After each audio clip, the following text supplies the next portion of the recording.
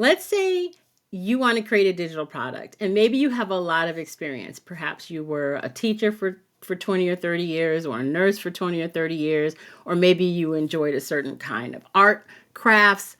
Maybe you were an accountant. It doesn't matter. But you said, I want to make a digital product. And then when you sit down to come up with some interesting ideas, your mind just goes blank. And you're like, well, what's wrong with me? Everybody else can come up with an idea. And it's not because you don't know enough or you're not creative. It's because you just know way too much. You know too much about the subject matter. You're too close to it. And it can be difficult to distill all of that into a list of ideas that you can choose from. So in this video, I'm going to walk you through a 3-step process for brainstorming digital products with AI. If you're comfortable with using AI, I know not everyone is comfortable with that. But I'm going to show you the prompts. We'll look at what comes back.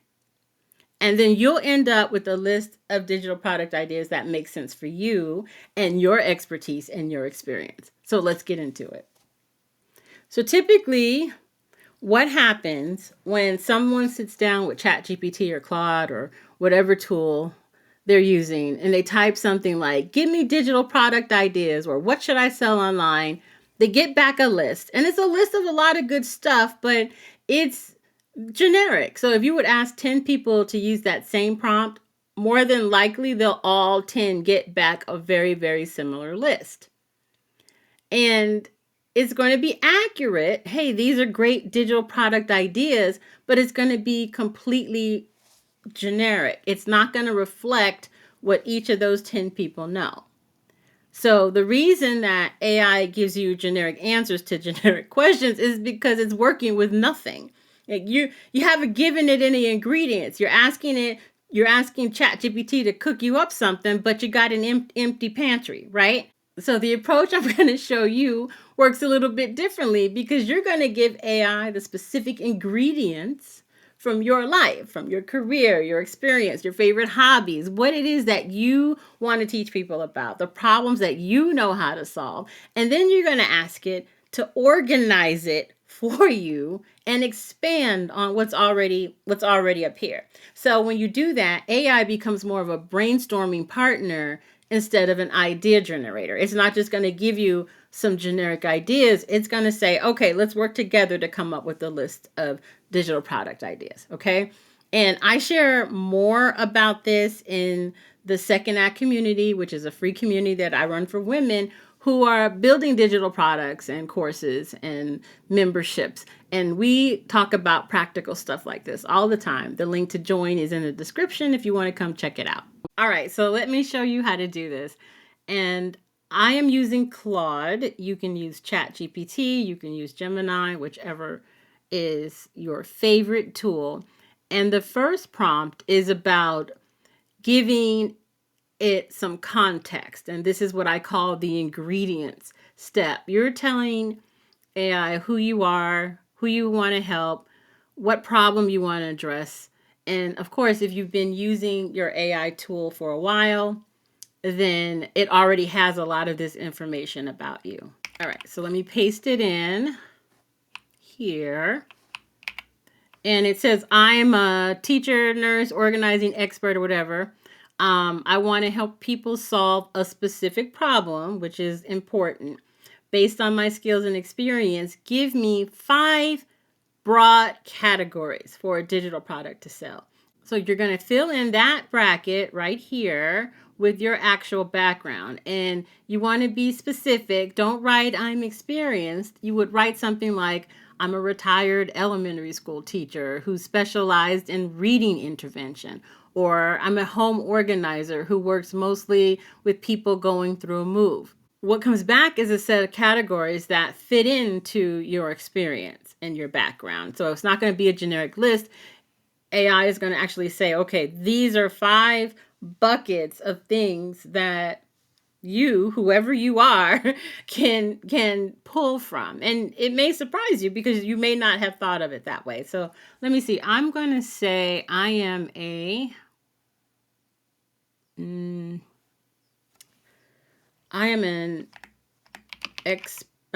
think it's called Master Gardener with 40 years of experience. And I want to help people solve, let's see.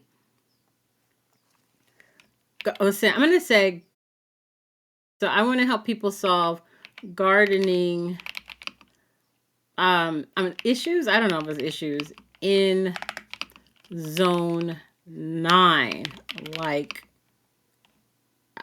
Vegas. Maybe I'm going to say Phoenix. Okay. I don't know if Phoenix is zone 9. I'm not even sure if Vegas is zone 9. But anyway, and then I'm going to go ahead and press enter. And let's see. So Claude is telling me here are 5 broad categories perfectly suited for my zone 9 expertise. So instead of just saying gardening survival guides, like it's telling me, hey, you're going to focus on heat, drought, and alkaline soil. Those are the enemies for most gardeners in this zone. Seasonal planning. Here's an inverted growing calendar that confuses newcomers. So we have survival gardening guides, seasonal planning systems, water-wise and seriescape courses. I don't know why I chose this topic because I don't know how to pronounce that word. So we're talking about water restrictions, which is very, very good, which is tightening across the Southwest. Edible garden blueprints. So it looks like people in Vegas and Phoenix want to desperately grow food, but fail repeatedly. I don't know if the people here are desperately wanting to grow food. So you have to kind of be careful with what the AI tells you. And then troubleshooting and plant diagnostics. So those are decent categories. So it's going to ask, would you like to drill down into any of these? Your answer here should be no. You don't want it to take you down a whole other path. And I feel like that's what a lot of people do. It'll say, do you want me to start writing this for you? And they're like, yeah, that's not what you need to do at this point. What you want to do is use the second prompt. And the second prompt says, take each of those 5 categories and give me 10 specific digital product ideas within each one. Include a mix of formats like checklists, step-by-step guides, audio workshops, video scripts, templates, video lesson scripts, templates, and workbooks. Put here in this list the kind of things that you're comfortable with. So in here, this is what you want to focus on. Formats like checklists. Maybe instead of audio workshop, maybe I want to create a toolkit. So let's put a toolkit here. Toolkit, video lessons, scripts, templates, and workbooks. Okay, so I took out one thing and replaced it with another thing because that's what I want. I don't want it to tell me make audio workshop, whatever that is. I don't want it to do that. I want to tell it what I want to do. All right, so let's click go, and it should come up. This is where you get your 50 ideas. All right, so when I look in my categories, I have survival gardening guides, beat the heat checklist, alkaline soil fix-it guide, shade strategy blueprint, a desert mulching masterclass. Now here's an error, and I'm glad I made this error so that you can see a video lesson script. That's not a digital product. That's a script that I would take and create a video from. So back here, I would probably change that. Where does it say video? Maybe just to say video lessons. Okay. That's just a hint. Okay. My plant is dying. Diagnostic workbook. I love workbooks, so that's cool. Zone 9 starter toolkit, because I told it I wanted to make toolkits. Here's another checklist. Here's a guide, another workbook. Okay, so it's now taking all the categories and giving me ideas, 10 ideas for each of those categories. If you don't agree with the categories, change the categories. Tell them, I don't think these are the categories I want to work with. Give me some other categories. So you'll review that. And then it's going to ask you again, would you like to pick some of these to develop first? Or would you like help prioritizing based on demand? No. Say no. I don't want you to do anything right now. I want you to follow my instructions. Actually, before we go to the next part, what I do want to say, I just want to pause here and say something because I know it could feel overwhelming if you see 50 things here. You're not committing to making 50 and you're not even committing to any of these. You're brainstorming. And when you see something wrong, and this is one thing that I've learned over my career, especially working with subject matter experts. People like to point out what's wrong, and that's how you get them to react. ChatGPT or Claude will give you something that just doesn't make sense. Maybe integrated pest management workbook, a workbook guiding gardeners through building season-long low-chemical pest management plan. Maybe that doesn't make any sense at all to me. But you know what? You're giving a reaction, saying, no, it would have to be this kind of workbook. I mean, I can't make a season-long low chemical pest management plan. It needs to be 100% chemical free. But you know what? Now you got an idea because you brainstormed with AI. It threw out something and you reacted to it. And that's how I want you to get used to working with AI, not letting it tell you what to do, but you using it as a tool to help you to think of something else. Okay, so we don't want it to develop anything. We're not asking it to do that. It's always wanting to do something you're not asking it to do. The next thing we're going to do is going to make the whole process different. So even if this, what I'm doing now, seems familiar to you in the way that you've been using AI or the way that you've been taught to use it, I want you to use this prompt. And this prompt says, now I'd like you to look at this list through the lens of accessible design.